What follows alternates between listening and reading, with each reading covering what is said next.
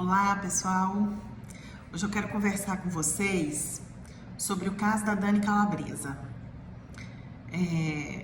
Esse caso não pode passar batido. A gente precisa aproveitar essas experiências para a gente poder questionar o que nós precisamos mudar. A gente já conversa muito sobre a desconstrução do machismo, dessa masculinidade tóxica, que é agressiva, que é violenta, que é abusiva.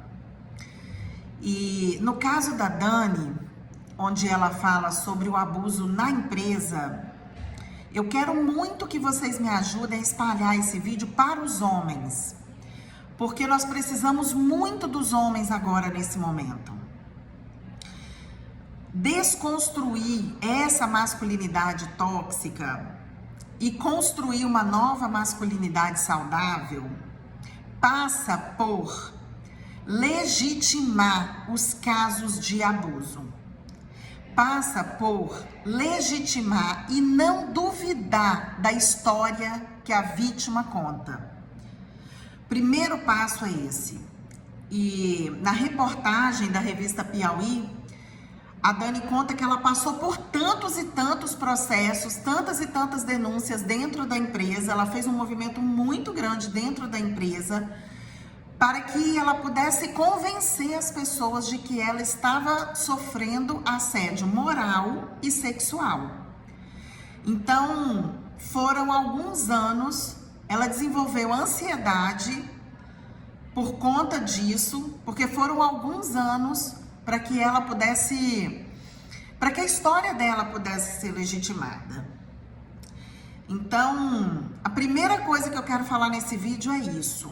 Vocês, homens, precisam legitimar a vítima. Isso é muito importante.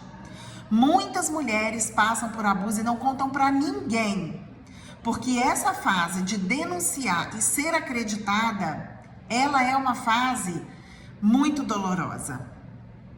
Segunda coisa que eu quero falar, nesse momento onde a vítima denuncia, ela precisa ser reconhecida como vítima.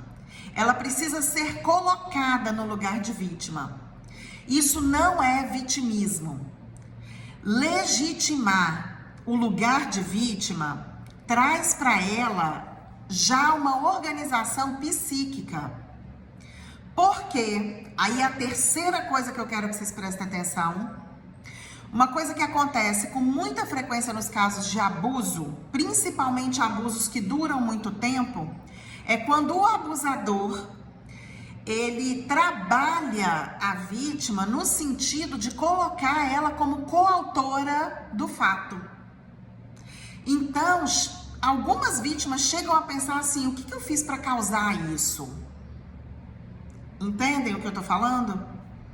Algumas vítimas acabam assumindo uma responsabilidade que não é delas, porque o abusador faz isso com elas. Então o abusador diz coisas assim: ah, mas também com aquela roupa que você estava usando, ah, mas também rebolando daquele jeito, eu achei que você estava querendo. Ah, mas também bêbada e se jogou no meu braço daquele jeito. Então, frases desse tipo são frases que ajudam a criar na mente da vítima uma responsabilidade que não é dela. Então, colocar a vítima no papel de vítima é importante para a organização psíquica dessa pessoa. Porque é muito comum o agressor culpabilizar a vítima, principalmente crianças. Para as crianças, o agressor fala assim: a mamãe não vai gostar de saber que eu gosto mais de você do que dela. São frases assim, tá? Quarto ponto que eu quero falar nesse vídeo, agora é especificamente para os homens. Por que para os homens? Porque a maioria dos cargos de gestão, de chefia das empresas é ocupado por homens. Então, os homens precisam pensar qual é a sua parcela de responsabilidade para a criação de uma nova cultura de respeito entre as relações de gênero nas empresas. É importante que os gestores assumam essa responsabilidade. Isso não é para terceirizar, não. Isso é para assumir a responsabilidade. Os gestores das empresas precisam abrir espaço para que isso seja discutido dentro das empresas. Porque é nítido, muitos homens, quando assumem cargos de poder, na mente deles, por conta dessa masculinidade tóxica, eles acreditam de fato que a funcionária subordinada a ele é objeto dele, é propriedade dele. Então, a gente precisa trabalhar isso nas empresas. Eu comecei a minha carreira profissional nas empresas. Hoje eu trabalho como psicanalista, mas eu trabalhava como consultora de empresas. E eu vi muito isso nas empresas. Eu mesma vivi algumas situações que hoje eu sei que era abuso. Então, a gente precisa conversar sobre isso nas empresas. As empresas precisam criar comitês, reuniões, encontros para falar sobre relações de gênero. Para estabelecer políticas de ética, sem moralismo, ética. Então, isso é responsabilidade do gestor. Contrate um psicanalista para sua empresa, para que ele te ajude a montar um programa estruturado, decente, validado, para se trabalhar essa cultura das relações de gênero, das relações de poder dentro das empresas.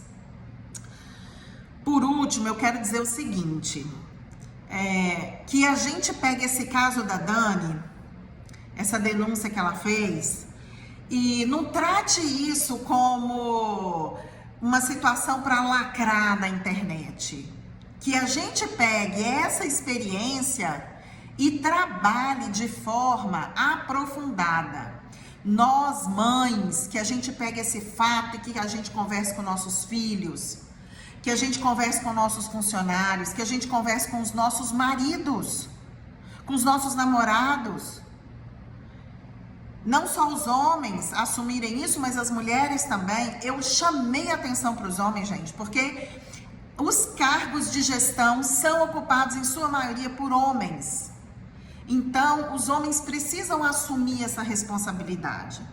Então, não vamos usar o caso da Dani só para lacrar na internet, não. Vamos usar esse caso para que a gente possa promover uma mudança no modelo mental, ajudar a desconstruir essa masculinidade tóxica e construir uma masculinidade saudável. Então, fica o meu convite para as empresas.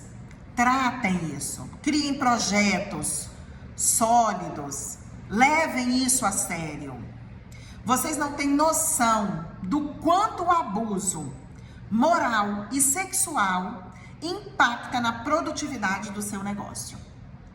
E que os pais conversem sobre isso com os filhos.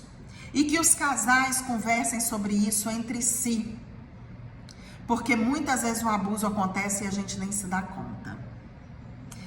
Então, se você achou esse vídeo interessante, compartilha. Compartilha, porque a gente não pode ficar na superficialidade. A gente precisa aprofundar esse papo.